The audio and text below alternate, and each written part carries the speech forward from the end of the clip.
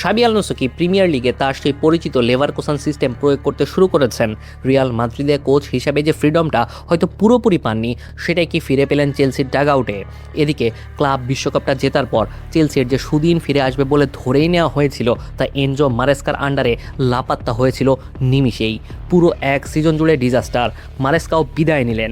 আলোনসোকে যখন আনা হলো তখন দলটায় ব্যর্থতার ট্যাগ লাগানো শাবি আলোনসোর সাথে বিশ্বকাপ স্কোয়াডের যোগ্যতা থাকা সত্ত্বেও জায়গা না পাওয়া জোয়াও পেদ্রো, পামারদের মতো দুঃখীরা এখানে একজোট হয়েছেন নিজেদের প্রমাণ করতে। ফুলহামের বিপক্ষে 3-2 গোলের জয় অন্তত সেই ইঙ্গিতটাই দিলেন Alonso.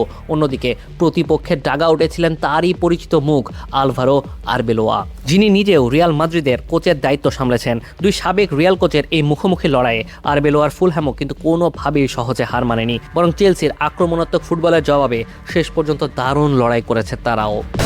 Breaking news, Angela could circle.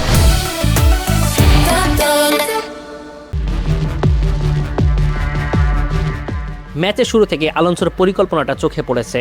3-4-2-1 ফরমেশনে 3 centre ব্যাকের সামনে 2 মিডফিল্ডার, 2 উইং ব্যাক এবং জোয়াও পেদ্রোর পেছনে কোল পামার ও মর্গান রজার্স। লেভারকুসেনে আলোনসোর ব্যবহার করা সেই পজিশনাল স্ট্রাকচারের সঙ্গে যার বেশ মিল রয়েছে, আর সেই পরিকল্পনার ফল পেতে সময় লেগেছে মাত্র 31 সেকেন্ড। বিশ্বকাপ স্কোয়াডে জায়গা না পাওয়া সেই পামারের পাস থেকেই জোয়াও পেদ্রোর গোল চেলসিকে এগিয়ে দেয়। তবে এগিয়ে থেকেই থামেনি আলোনসোর দল। আক্রমণে পামার, রজার্স ও জোয়াও পেদ্রোর ক্রমাগত জায়গা বদল ও দ্রুত কম্বিনেশন ফুলহ্যামের রক্ষণকে বারবার চাপে ফেলেছে। তবে আলোনসোর এই আগ্রাসী ফুটবলের বিপরীত দিকটাও দেখা গেছে ম্যাচে। আক্রমণে একাধিক খেলোয়াড় সামনে উঠে যাওয়ায় বল হারানোর পর মাঝের জায়গায় চেলসিকে বেশ কয়েকবার অরক্ষিত মনে হয়েছে। রবার্ট সানচেজের ভুল কাজে লাগিয়ে জশ কিং ফুলহ্যামকে সমতায় ফেরান ম্যাচে। এরপর ম্যাক্সেল ল্যাক্রোয়ার দারুণ এগিয়ে এসে দেওয়া পাস থেকে অভিষেকেই গোল করেন মর্গান রজার্স। দ্বিতীয়ার্ধেও জোয়া পেদ্রোর সঙ্গে পামারের দুর্দান্ত কম্বিনেশনে চেলসি তৃতীয় গোল পেয়ে ব্যবধান বাড়ালেও ম্যাচ তখনও শেষ হয়নি। গঞ্জালো গার্সিয়ার গোলে আবারও লড়াইয়ে ফিরে আসে আরবেলোয়ার ফুলহ্যাম। শেষ পর্যন্ত চেলসি রক্ষণ সামলে ম্যাচটায় 3টা পয়েন্ট আদায় করে, কিন্তু ম্যাচটা দেখিয়ে দিল আলোনসোর আক্রমণ ভাগে নতুন ধারণাগুলো কাজ করতে শুরু করলেও ডিফেন্সিভ ট্রানজিশন এখনও তার দলের জন্য সবচেয়ে বড় পরীক্ষার জায়গা। তবে ল্যাক্রোয়ার ভূমিকাও আলাদা করে নজর কেড়েছে এই ম্যাচে। 3 সেন্টার ব্যাকের একজন হয়েও তিনি প্রয়োজনে লাইন ভেঙে সামনে উঠে এসেছেন, জায়গা তৈরি করেছেন এবং আক্রমণে আরও একজন খেলোয়াড় হিসেবে নিজের জায়গা নিয়েছেন। রজার্সের গোলের সময় তার সে সামনে উঠে আসা এবং শেষ পর্যন্ত গোলের সুযোগ তৈরি করে দেওয়া ছিল চেলসির পুরো কাঠামোরই একটা গুরুত্বপূর্ণ ছবি। লেভারকুসেনে আলোনসোর দলের অন্যতম একটা বৈশিষ্ট্যই ছিল প্রতিপক্ষ যখন ধরে নেবে আক্রমণটা 2 উইং বা 2 অ্যাটাকিং মিডফিল্ডার দিয়ে আসছে, ঠিক তখনই পেছন থেকে একজন ডিফেন্ডার উঠে এসে সেই ভারসাম্যটাই ভেঙে দেবেন।